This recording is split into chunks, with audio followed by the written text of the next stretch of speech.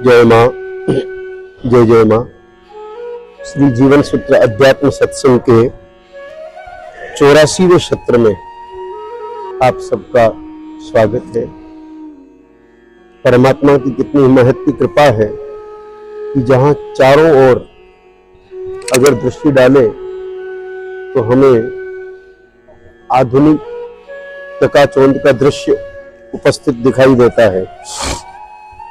सब अपने आप में दौड़ने वाले लोग हैं, लेकिन ऐसी स्थितियों में भी इस हवाई अड्डे पर हम लोगों को भगवान ने कृपा करके सत्संग प्रदान किया है। हम सत्संग सुन पा रहे हैं, हम सत्संग कर पा रहे हैं, हम सत्संग समझ पा रहे हैं। भगवान की जो कृपा होती है वो कुछ इसी प्रकार से होती है। परमात्मा की कृपा जब भी होगी, जिस किसी पर भी होगी, अनायास होगी, ऐसे ही होगी। व्यक्ति ऐसा सोचेगा नहीं कि मुझे ऐसे लाभ मिलेगा, यहाँ लाभ मिलेगा, वहां लाभ मिलेगा। वो सब स्वतः मिलेगा, बहुत कृपा भाव से मिलेगा और स्वतः प्राप्त होगा। तो हमें भगवान की कृपा, या यूं कह लो कि जब व्यक्ति विचार करता है कि मुझे परमात्मा के कार्य की तरफ बढ़ना चाहिए, मुझे ईश्वर के कार्य की तरफ बढ़ना चाहिए, मुझे भगवत कार्य की तरफ बढ़ना चाहिए, तब अपने आप स्वतः परमात्मा हमारा सहयोग करना शुरू कर देता है। जैसा कि कहा गया है कि मनुष्य जन्म लेते ही के उसको अधिकार है, वो चाहे तो साधक बन सकता है। ये मनुष्य मात्र का अधिकार है। जिसने मानव देह धारण कर ली, उसका ये प्रथम अधिकार है कि वह साधक बन सकता है। बनता है नहीं बनता है वो उसकी इच्छा। जैसे एक परिवार में 4 लोग हैं, माँ ने भोजन बनाया तो चारों बच्चों का अधिकार है भोजन पाने का। अब कोई कह दे कि मेरी रुचि नहीं है, तो वो उस बच्चे की मर्जी है। लेकिन माँ ने जो 4 लोगों के लिए भोजन बनाया है, माँ की तरफ से उन चारों को छूटे कि वो बैठ के भोजन करे। ऐसे ही जब मनुष्य को परमात्मा ने नरतन दे दिया, जीव को मनुष्य शरीर प्राप्त करने के बाद से ही ये तय हो जाता है कि वो चाहे तो अपने आप को साधक रूप में स्थापित कर सकता है। और साधक रूप में स्थापित जैसे ही कर लिया, जिस किसी ने ये मन बना लिया, जिस किसी ने ये विचार कर लिया, जिस किसी ने ये तय कर लिया कि मुझे साधक जीवन जीना है, इतना तय करते ही कि प्रभु की तरफ से उसके साधक जीवन के अनुकूल व्यवस्थाएं होती चली जाती है।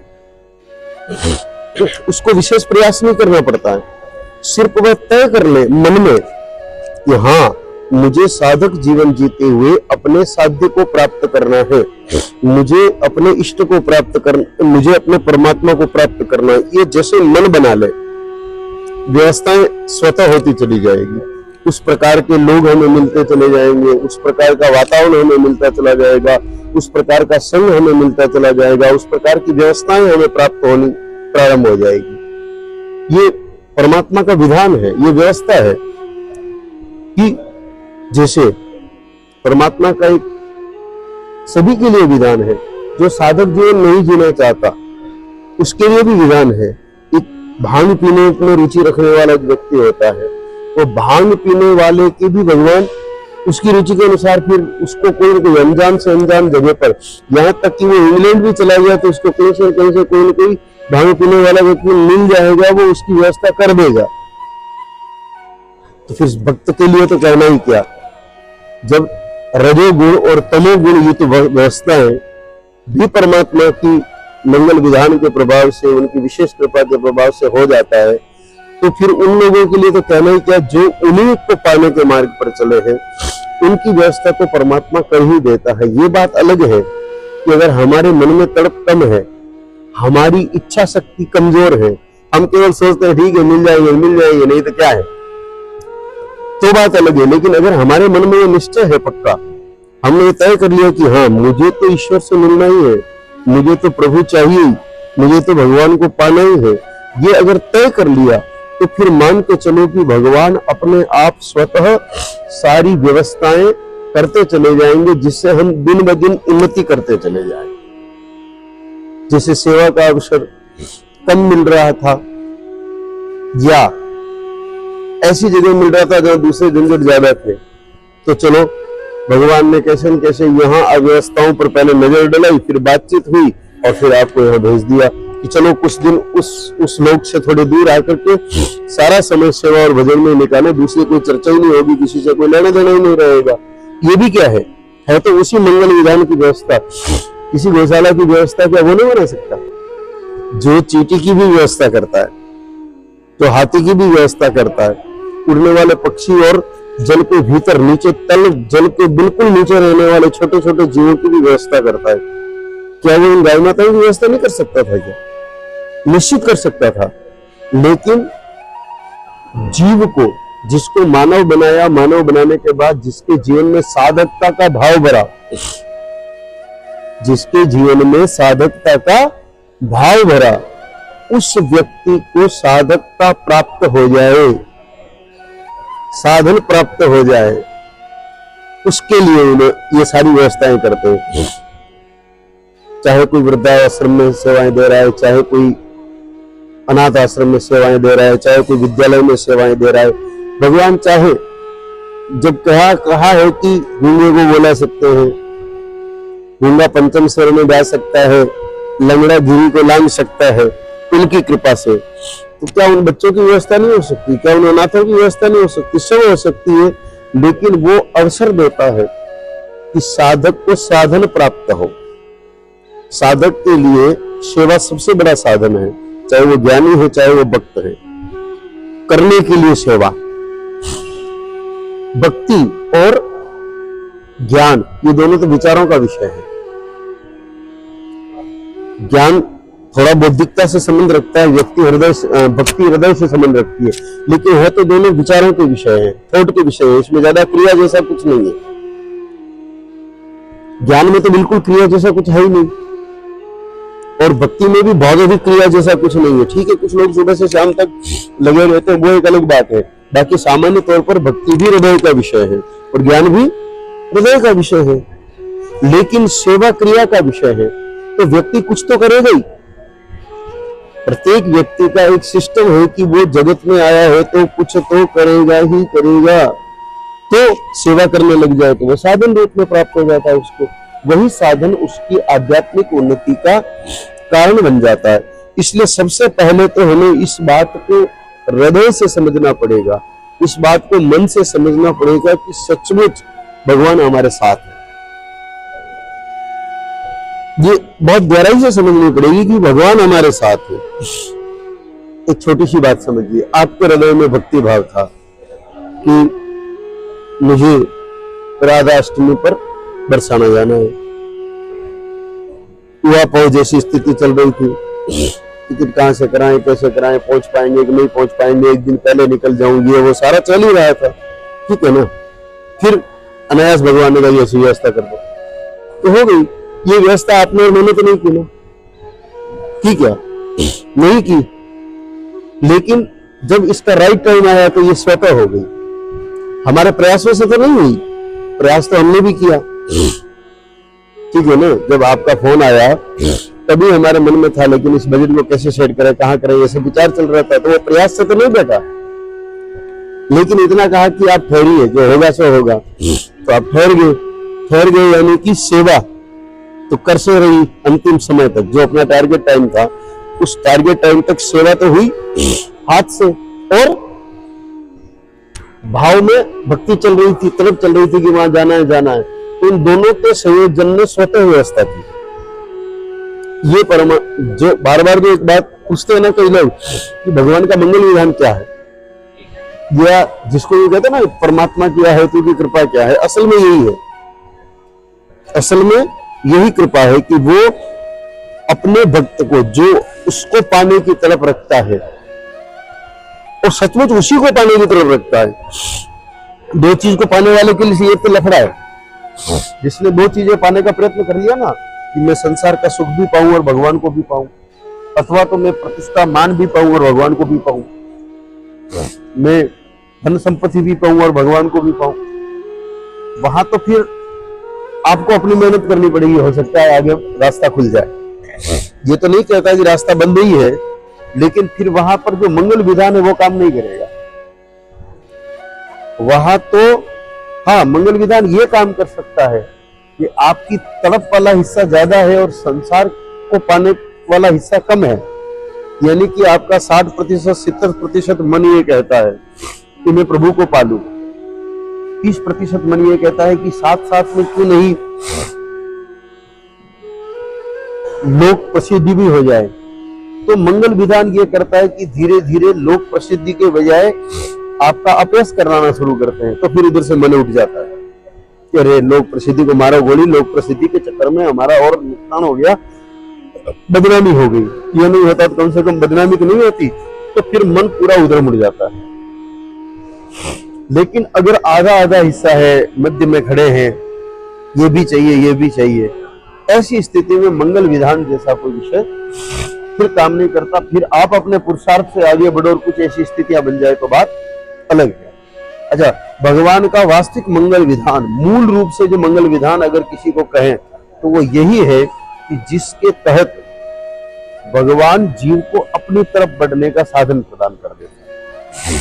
अब मंगल विधान में सब लोगों की अपनी अपनी सोच और अपना अपना विषय भी होता है। कुछ लोग सोचते हैं कि भगवान की कृपा हो गई तो बंगला हो गया, भगवान की कृपा हो गई तो विवाह हो गया। इस शब्द का प्रयोग करते ही है। संतों से मिलते सीधी क्या बात बोलते हैं, आपकी कृपा से घर बन गया, आपकी कृपा से गाड़ी आ गई। वो उसको कृपा समझते हैं, वस्तुतः वो तो प्रारब्ध है। उसमें कृपा जैसा कोई विषय है नहीं, प्रारब्ध है। इस समय की हुई मेहनत या इससे पहले बचाया हुआ आपका पुण्य। भाई किसी के पास आज अगर गाड़ी है तो या तो उसने इस बार खूब मेहनत कर ली,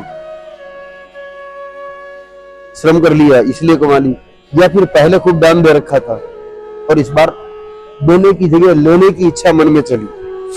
दान दे रखा है तो आपको हर परिस्थिति में मिलेगा ऐसा नहीं है। आपका मन क्या चाहता है उसके आधार पर है। ये भी कह, आपने पिछले जन्म में खूब दान दिया लेकिन अभी भी आपकी देने की ही इच्छा है तो फिर ये सब नहीं होगा। आपकी देने की इच्छा की भावना का सम्मान होगा। लेकिन इस बार संयोग ऐसा बना, लोग ऐसे मिले, ऐसी संगति प्राप्त हुई जिसके तहत, जिस संगति के तहत मन में ये इच्छा हुई कि नहीं अपने को भी ऐसी गाड़ी चाहिए, अपने को भी ऐसा बंगला चाहिए। वो पहले जो दान दिया उसके फलस्वरूप बहुत कम मेहनत करके भी आपके कामकाज में कुछ ऐसी व्यवस्था हो जाएगी कि आपके पास रुपया आ जाएगा और आपकी वो इच्छा पूर्ति हो जाएगी। तो वो तो किस कारण हुई? प्रारब्ध के कारण। प्रारब्ध असल में पुरुषार्थ, पूर्व में किया हुआ पुरुषार्थ। पूर्व का मतलब अभी से 1 सेकंड पहले तक का। पूर्व का मतलब सिर्फ पूर्व जन्म की बात नहीं है। प्रारब्ध को लेकर के सामान्य तौर पर मन में एक धारणा बना लेते हैं अधिकांश साधक कि मैंने पिछले जन्मों में जो किया वही प्रारब्ध है।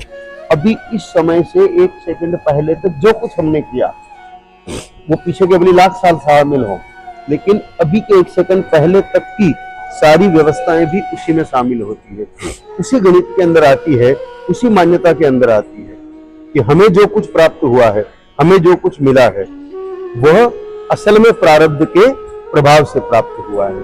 तो ये जो प्रारब्ध का प्रभाव है उससे तो मिलेगी संसार की सुविधाएं। और मंगल विधान का जो विषय है, प्रभु की कृपा का जो विषय है, ईश्वर की मंगल विधान का जो विषय है, वो हमें ऐसा साधन प्राप्त होगा, ऐसी व्यवस्था प्राप्त होगी जिसके तहत हमारा मन भगवान की तरफ बढ़ेगा, हमारा मन सेवा की तरफ बढ़ेगा, या हमारा मन ज्ञान प्राप्ति की तरफ बढ़ेगा। 3 में से एक चीज होगी। जहां पर मंगल विधान शब्द आ गया उसका सीधा सीधा अर्थ ये है कि मंगल विधान प्राप्त होने पर 3 काम होंगे। या तो हमारा मन जप की तरफ बढ़ेगा, या हमारा मन सेवा कार्यों की तरफ बढ़ेगा, या हमारा मन ज्ञान प्राप्ति की तरफ बढ़ेगा, अथवा तीनों में से कोई एक अधिक और 2 थोड़े थोड़े रूप में साथ में रहेंगे। यही चीज परमात्मा के मंगल विधान के अंतर्गत आती है। कृपा इसी को कह लो आप।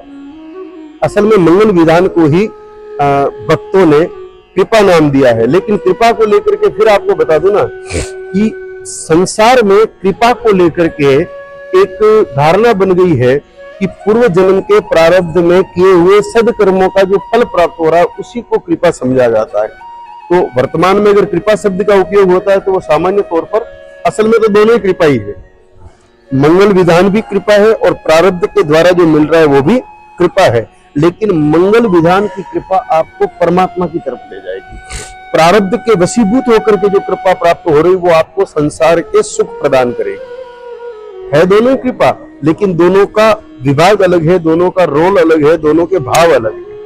तो यूं समझ लीजिए कि हमें अगर श्रीमद् भगवद गीता जी पर चर्चा करने का अवसर प्राप्त हो रहा है तो यह असल में क्या है?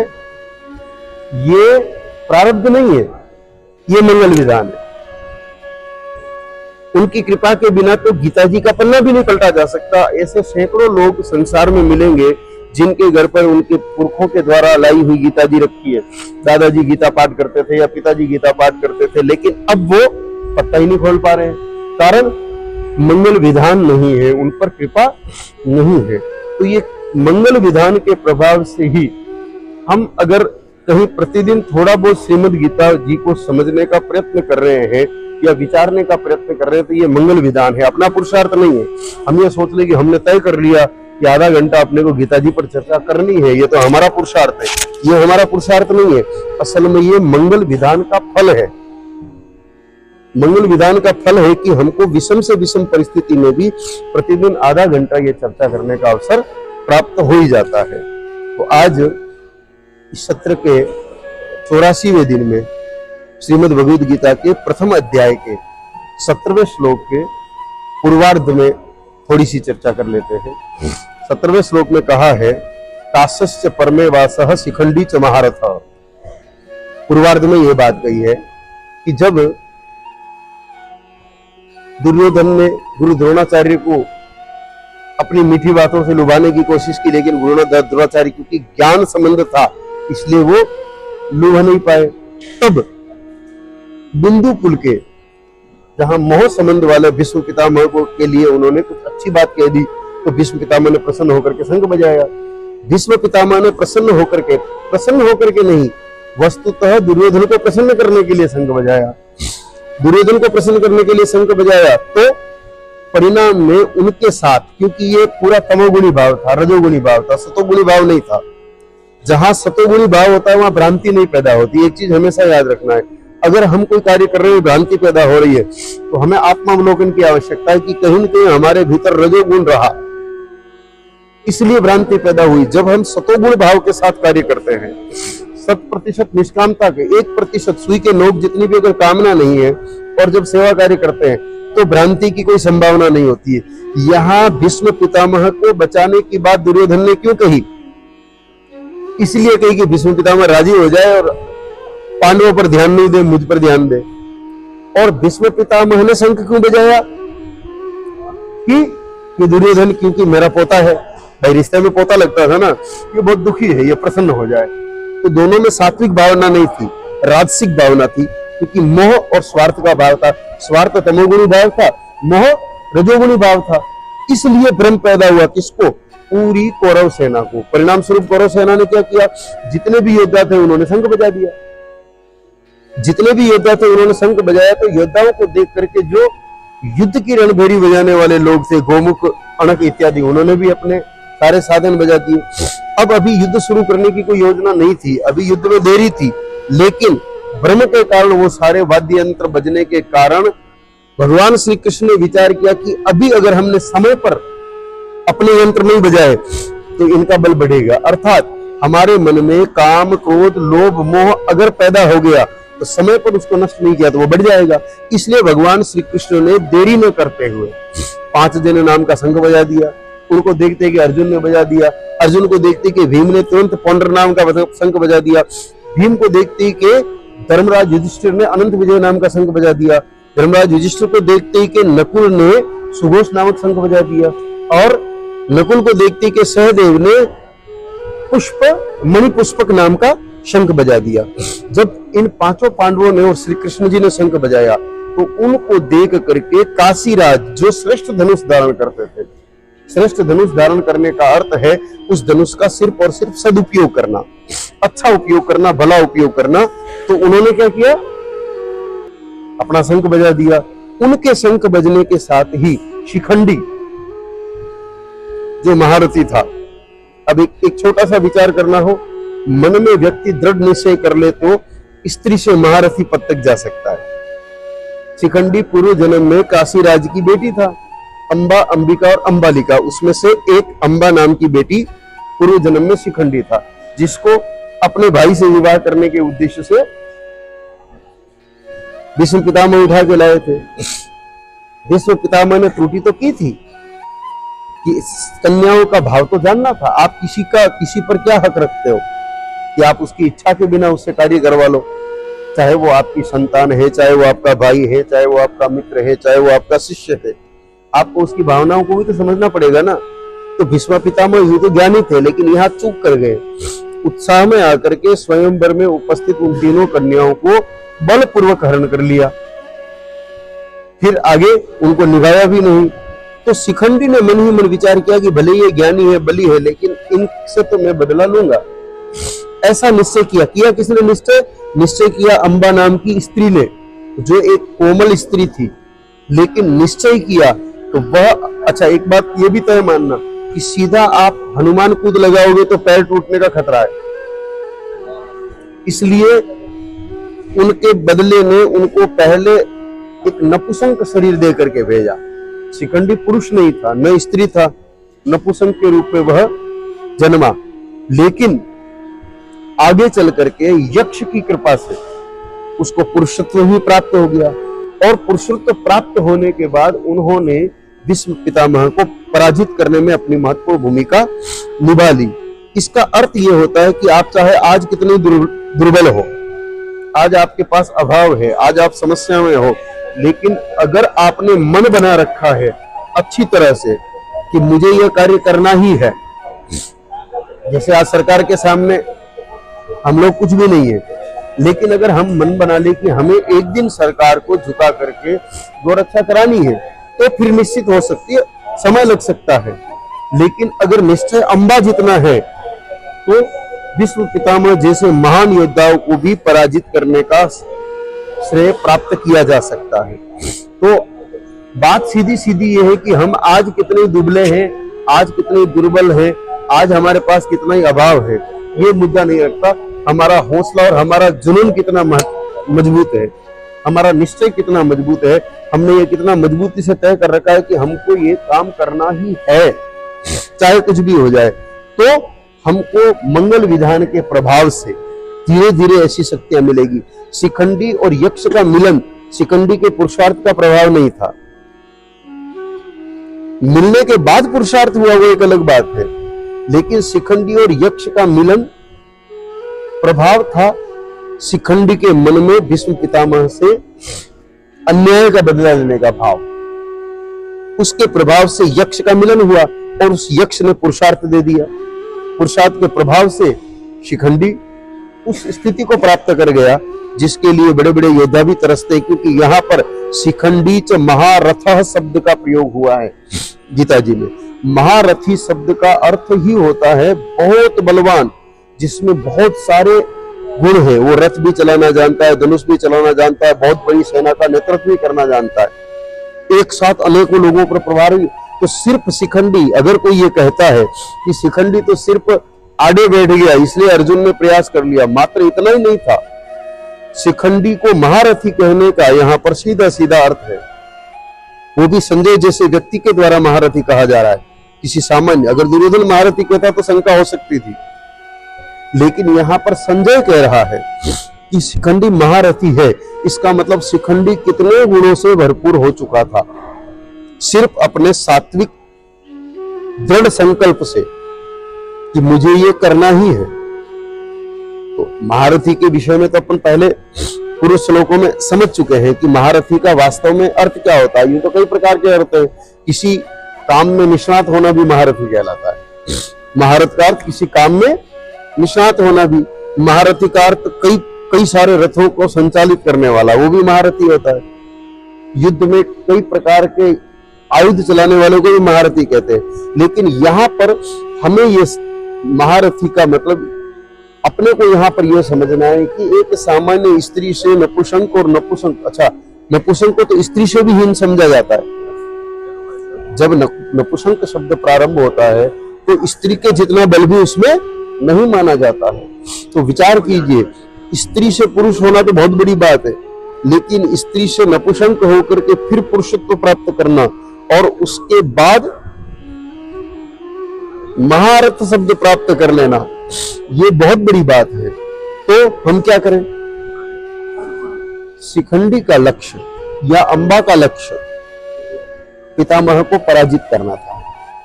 हमारा लक्ष्य क्या है? अब हमें यहां पर बिल्कुल शांत मन से यह सोचना पड़ेगा कि हमारे जीवन का लक्ष्य क्या है। तो हमारे जीवन का लक्ष्य भी, हमारे भीतर कई दुर्दांत आतंकी बैठे हुए हैं। जितने आतंकवादी पाकिस्तान के भारत में नहीं है, उससे ज्यादा आतंकवादी हमारे अपने हृदय में बैठे हुए हैं। क्रोध, उत्तेजना, किसी के प्रति बुरा विचार, किसी के प्रति बुरी थॉट, ये सब क्या है? ये सब हमारे भीतर बैठे हुए दुर्दांत आतंकवादी हैं, जिनके बलबूते हम लोगों का कार्य बिगड़ता है। जो लक्ष्य हम अर्जित करना चाहते हैं, वो लक्ष्य हम अर्जित कर पाते नहीं है। उस लक्ष्य को हम लोग अर्जित नहीं कर पाते हैं। तो हम लोगों को उन आतंकियों का सामना करना है। हमारा लक्ष्य क्या होना चाहिए? कैसी भी परिस्थिति आ जाए, सामान्य तौर पर जब भगवान का मंगल विधान काम करता है और वो हमें अपनी तरफ खींचता है, तब देवता व्यवधान डालते हैं। ये बात हमेशा याद रखना। देवता दुखी हो जाते हैं। जब कोई मनुष्य भगवान की तरफ बढ़ता है तो देवता सोचते हैं कि मैं देवता हूं, फिर भी मैं नहीं जा पा रहा हूं, देखो ये मनुष्य होकर के जा रहा है। तो वो क्या करते हैं?